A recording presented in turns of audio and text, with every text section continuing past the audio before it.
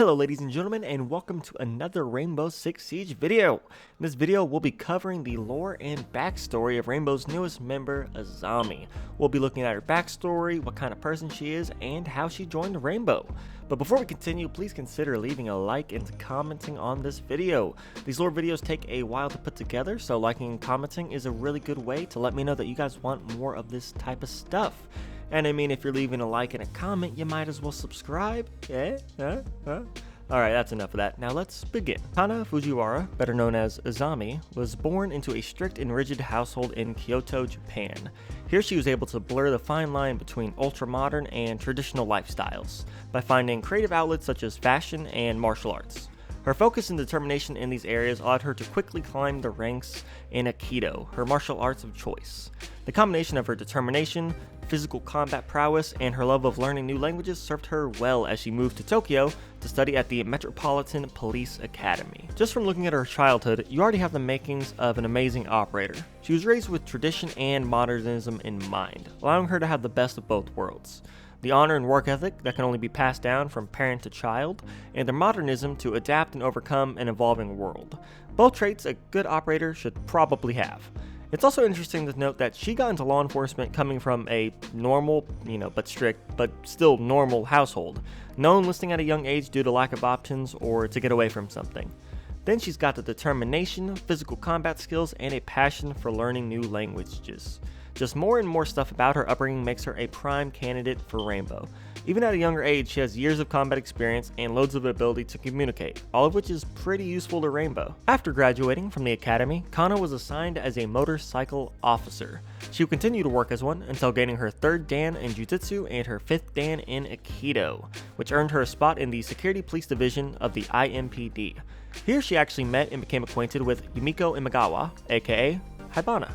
She later had a falling out with her martial arts sensei due to her failing to possess the serenity needed to progress in her teachings.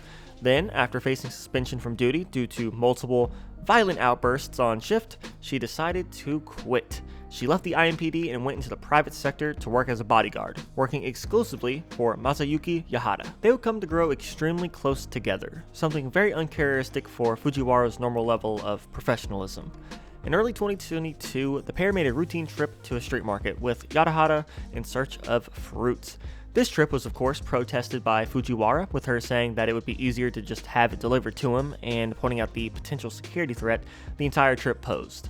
Yadahara brushed her comments aside, telling her that he would much rather just do it himself and that she needed to have more faith in the world unless she wants to miss all it has to offer. But her assumptions proved correct, as several men throughout the market started firing at the duo. She pushed Yadahara behind a stall and proceeded to dispose of the assassins, but it was already too late. A stray bullet found its home in Yadahara's chest. He used his last breath to call out Fujiwara's name as she screamed in anguish. So yeah, this got heavy. As a bodyguard, your one job is to protect your client, right? And she failed. Even at a base level, failing to protect your client is going to impact your work and your life, but also your conscience. She failed to save him, and that's going to be on her mind for the rest of her life. And this is all made worse with how close they were. She didn't just lose her client, she lost her friend, her mentor, and someone she cared deeply for. Yahara's death had a deep psychological impact on Fujiwara. She took on the name Azami, refusing to use her real name until she got revenge for Yahara and reclaimed her honor. Later, she broke into Hibana's home, asking for her aid in finding whoever was behind Yahara's death. She brought with her a bullet casing from one of the shooters, which read QCR on it. Hibana recognized this as the acronym for Nighthaven's R&D division, Quantum Concepts and Robotics. This led Hibana to vouch for Azami's recruitment into Rainbow, due to Rainbow's interest in Nighthaven as a direct result of the organization's recent hostility towards Rainbow and the revelation of their involvement in criminal activity across the globe. Azami breaking into Hibana's house is a pretty clear indicator on how this affected her. She's willing to break the law and break into a friend's house just for some kind of answer or direction to help her hunt down Yahara's killers. She's in a deep, dark place and needs to direct all that determination that she has. So what better way than to join Rainbow and help them out while going after her friend's killers? It's also important to remember that the bullet casing was from a Nighthaven weapon. It came from their R&D division. What are they doing? What do they gain from assassinating Yahara? What is Nighthaven up to? I don't know. Hopefully in the future, this bit of lore gets expanded because I am ready for some more Rainbow vs. Nighthaven action. Now with her biography out of the way, let's get into her psychological profile, courtesy of Harry. Harry states that she has a level of demure charm, which can be disarming, making her perfect for protecting employers in business or social meetings. However, when her employer is threatened, that mask comes off, leading him to believe that he should be cautious in attempts to peer behind it.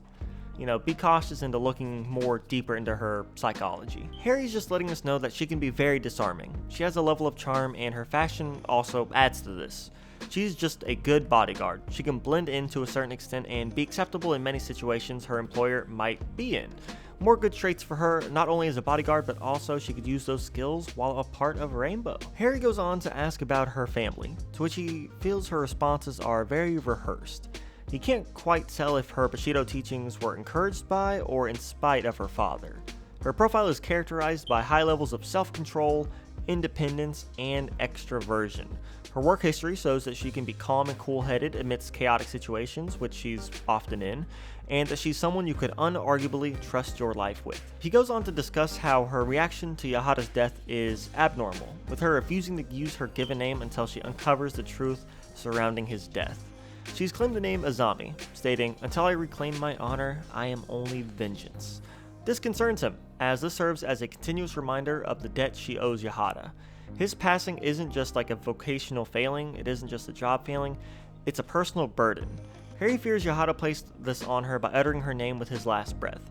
Harry can see that Azami is struggling to carry this burden that she was given. This just really shows how much Yahada's death impacted Azami.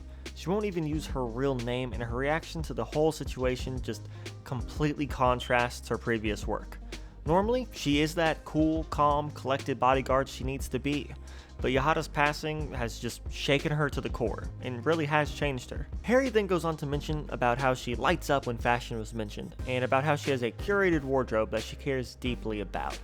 He also observed her training. She moves precisely and fluidly, only being disrupted by the unpredictability of her weaponized range. He has confidence in Azami. He has confidence in her abilities. But her methods and means to an end require a closer inspection. So there we have it. Azami is for the most part a normal person, coming from a modernized but traditional home, with an impressive amount of experience in martial arts, a cool head in hot situations, and quite a bit of professionalism. But that one day, that one stray bullet Yahada took, changed everything for her. It's clear his death haunts her and just bears heavily on her. She's becoming consumed with wrath and vengeance, and Rainbow needs to keep a close eye on her. She really is a good person with great intents and a great asset for Team Rainbow, but she might need to be watched to prevent her from consuming herself or going down the wrong path. And that's going to be it for the video. I want to hear from you all. Did you enjoy this lore video? What operator do you want to see next? And what do you think of Azami's backstory?